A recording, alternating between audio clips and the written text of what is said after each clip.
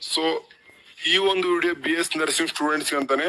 ಇಲ್ಲಿ ನೋಡ್ರಿ, ಇಷ್ಟು ದಿನ ಹೇಳ್ತಾ ಇದ್ರಿ ಅಂತಂದ್ರೆ ಆಪ್ಷನ್ ಎಂಟ್ರಿ ಬಿಟ್ಟು 3 months 3 days ಆದ್ರೂ ಕೂಡ ಯಾವುದೇ ತರನಾದ BS ನರ್ಸಿಂಗ್ ಕಾಲೇಜ್ ಶೋ ಆಗ್ತಿದ್ದಲ್ಲ. ಬಟ್ ಇವಾಗ ಒಂದು ಗುಡ್ ನ್ಯೂಸ್ ಏನಪ್ಪಾ ಅಂತಂದ್ರೆ, BS ನರ್ಸಿಂಗ್ ಅಂತ ಕ್ಲಿಕ್ ಮಾಡ್ಕೊಂಡಾಗ ಇಲ್ಲಿ ನೀವು ಯಾವ್ದಾದ್ರು ಕೋರ್ಸಸ್ ಅಂತ ಸೆಲೆಕ್ಟ್ ಮಾಡ್ಕೊಳಕ್ ಹೋದಾಗ ಸದ್ಯಕ್ಕಂತ್ರಿ ಏನ್ ತೋರಿಸ್ತದೆ ಅಂತಂದ್ರೆ BSc ನರ್ಸಿಂಗ್ ಕಾಣಿಸ್ತಿದೆ ನೋಡ್ರಿ. BS nursing government, BS nursing management, BS nursing private ಅಂತ ಇದೆ.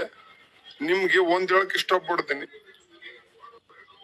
ನೆನ್ಪಿಟ್ಕೋಬೇಕು ಏನಪ್ಪಾ ಅಂತಂದ್ರೆ BS ನರ್ಸಿಂಗ್ ಗವರ್ನಮೆಂಟ್ ಅಂತ ಕಾಣಿಸ್ತಿದ್ವಿ. ಅದನ್ನ ಬಿಟ್ರೆ BS ನರ್ಸಿಂಗ್ ಪ್ರೈವೇಟ್ ಮಾತ್ರ ನೀವು ಇಲ್ಲಿ ಸೆಲೆಕ್ಟ್ ಮಾಡ್ಕೋಬೇಕಾಗಿರ್ತದ. BS ನರ್ಸಿಂಗ್ ಮ್ಯಾನೇಜ್ಮೆಂಟ್ ಏನಾದ್ರು ಸೆಲೆಕ್ಟ್ ಮಾಡ್ಕೊಂಡ್ರೆ ನಿಮ್ಗೆ ಸಿಕ್ಕಾಪಟ್ಟೆ ತೊಂದ್ರೆ ಆಗತ್ತೆ.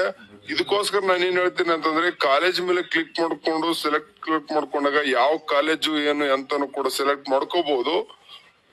ನಿಮ್ಗೆ ಒಂದ್ ಹೇಳಕ್ ಇಷ್ಟಪಡ್ತೀನಿ, ಇವಾಗ್ಲೇ ಯಾರು ಕೂಡ ಆಪ್ಷನ್ ಎಂಟ್ರಿ ಮಾಡ್ಬೇಡ್ರಿ. BS ನರ್ಸಿಂಗ್ ಮಾಡೋರ್ಗೆ ಎಸ್ಪೆಷಲಿ ಏನಪ್ಪಾ ಅಂತಂದ್ರೆ, ನಿಮ್ಗೆ ಡಿಫ್ರೆಂಟ್ ಆಗಿ ಏನಿದೆ ಅಂತಂದ್ರೆ ಕೌನ್ಸಿಲಿಂಗ್ ಅಂತಂದ್ರೆ ಡಿಫ್ರೆಂಟ್ ಆಗಿ ಆಪ್ಷನ್ ಎಂಟ್ರಿ ಕೊಟ್ಟಾರೆ. ಲೈಕ್ ಇಲ್ಲಿ ಕಾಣಿಸ್ತಿದೆ, ಬೇಕಾದ್ರೆ ನಿಮ್ಗೆ ಕೋರ್ಸ್ ಮೇಲೆ ಕ್ಲಿಕ್ ಮಾಡ್ಕೊಂಡಾಗ ಇಲ್ಲೇ 3 ತರ ತೋರಿಸ್ತಿದೆ. ಒಂದೇ ಕೋರ್ಸಸ್ ಮೇಲೆ 3 ತರ ಸೀಟ್ ಹಂಚಿಕೆ ಆಗ್ತದವ.